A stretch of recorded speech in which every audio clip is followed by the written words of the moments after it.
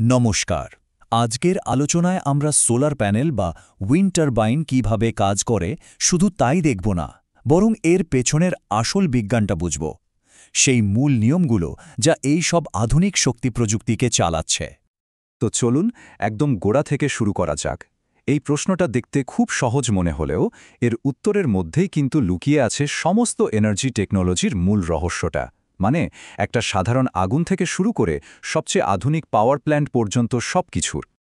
আমাদের আজকের এই আলোচনাটাকে আমরা মূলত 4টে ভাগে ভাগ করে নিয়েছি। একদম বেসিক নিয়ম থেকে শুরু করে কি করে সেই নিয়মগুলোকে বাস্তবে কাজে লাগানো হয়, আমরা ধাপে ধাপে এগোব। বেশ, তাহলে আমাদের প্রথম ভাগে আসা যাক। যে কোনো এনার্জি সিস্টেমকে যদি বুঝতে হয় তাহলে আমাদের শুরু করতে হবে তার একেবারে মূল নিয়মকানুন দিয়ে, আর সেটা হলো থার্মোডাইনামিক্স। দেখুন, সবচেয়ে জরুরি কথাটা হলো শক্তিকে তৈরি বা ধ্বংস করা যায় না, কেবল এক রূপ থেকে অন্য রূপে বদলানো যায়। এটাই হলো শক্তির সংরক্ষণের সবচেয়ে বড় আর ফাইনাল নিয়ম। ভাবুন তো, 1 কাপ চা বানানোর কথা। রান্নার গ্যাসের মধ্যে যে রাসায়নিক শক্তি জমা ছিল সেটাই আগুনে এসে তাপ শক্তিতে পরিণত হলো, আর সেই তাপই জলকে গরম করল। কোনো শক্তি কিন্তু হারিয়ে গেল না, শুধু তার রূপটা বদলে গেল। নন কনভেনশনাল এনার্জিও ঠিক এই একই নিয়ম মেনে চলে। যেমন একটা উইন্ড টারবাইন কি করে, বাতাসের গতিশক্তিকে বিদ্যুৎ শক্তিতে বদলে দেয়। তারপর সেই বিদ্যুৎ যখন আমাদের বাড়িতে আসে তখন একটা বাল্বে আলো আর তাপ শক্তিতে রূপান্তরিত হয়। মোট শক্তির পরিমাণ কিন্তু একই থাকে। কিন্তু এখানে একটা ছোট্ট কিন্তু আছে, আর সেটাই হলো থার্মোডাইনামিক্সের সেকেন্ড ল। এই নিয়মটা আমাদের বলে শক্তি যদিও মোট পরিমাণে একই থাকে, তার সবটা কিন্তু আমরা দরকারি কাজে লাগাতে পারি না। কিছুটা শক্তি সবসময় ওয়েস্ট হিট বা বর্জ্য তাপ হিসাবে নষ্ট হয়ে যায়। এই চার্টটা দেখলে ব্যাপারটা আরও পরিষ্কার হবে। একটা সাধারণ পাওয়ার স্টেশনে মোট শক্তির প্রায় 65% স্রেফ তাপ হিসাবে নষ্ট হয়ে যায়। ভাবা যায় গাড়ির ইঞ্জিন কেন গরম হয়, তার কারণও কিন্তু এটাই। এটা কোনো ডিজাইনের ভুল নয়, এটা ফিজিক্সের একটা অকাট্য নিয়ম। তাহলে এই প্রশ্নটা মনে গেঁথে নেওয়া যাক, কেন কোনো ইঞ্জিন 100% এফিশিয়েন্ট হতে পারে না? চলুন এবার পরের ধাপে যাওয়া যাক। আমরা জানলাম যে শক্তির রূপ বদলায়, কিন্তু এটা এক জায়গা থেকে আর এক জায়গায় যায় কিভাবে? তাপের এই যাতায়াতের জন্য মূলত 3টে রাস্তা আছে। তাপ চলাচলের এই 3টি উপায় হল কন্ডাকশন বা চালন, কনভেকশন বা পরিচালন, আর রেডিয়েশন বা বিকিরণ। যেমন ধরুন, গরম কড়াইয়ের হাতল ধরলে যে ছ্যাঁকা লাগে সেটা কন্ডাকশন। জল ফোটার সময় যে গরম জলটা ওপরে উঠে আসে সেটা কনভেকশন। আর সূর্য থেকে যে তাপ পৃথিবীতে আসে সেটা হলো রেডিয়েশন। যেমন দেখুন, গ্রাউন্ড সোর্স হিট পাম্পগুলো কিন্তু সরাসরি কন্ডাকশন পদ্ধতি ব্যবহার করে। মাটির অনেক গভীর থেকে পাথর আর মাটির স্তর ভেদ করে তাপটাকে ওপরে নিয়ে আসে।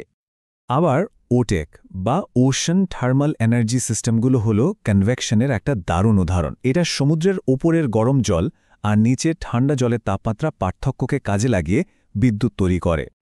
আর রেডিয়েশনের সবচেয়ে ভালো উদাহরণ তো অবশ্যই সোলার এনার্জি।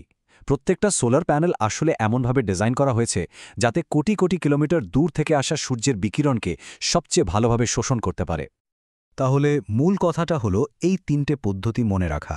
একবার মনে করার চেষ্টা করা যাক তো, তাপ এক জায়গা থেকে অন্য জায়গায় যাওয়ার এই 3টে প্রধান উপায় কি কি?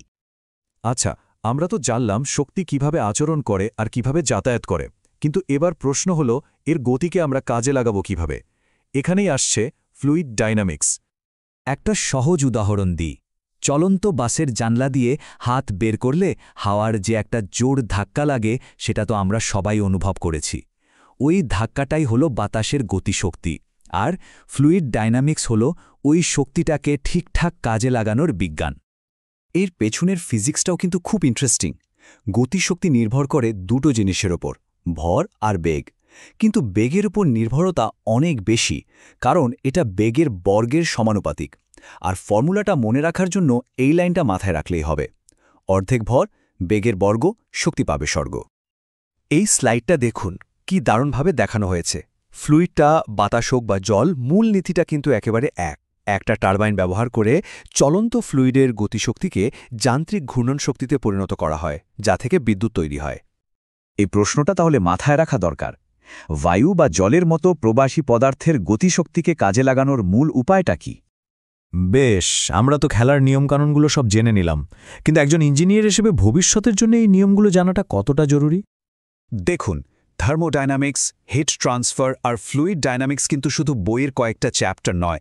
এগুলো হলো সেই সব মূল হাতিয়ার যা দিয়ে পৃথিবীর প্রত্যেকটা নন কনভেনশনাল এনার্জি সিস্টেম ডিজাইন করা হয়, আরও উন্নত করা হয় আর নতুন কিছু উদ্ভাবন করা হয়।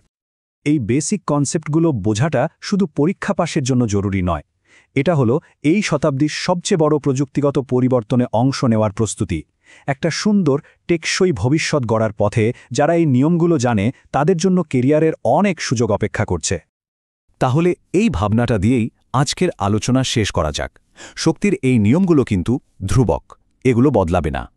কিন্তু আমাদের কল্পনা আর সৃজনশীলতার কোনো সীমা নেই।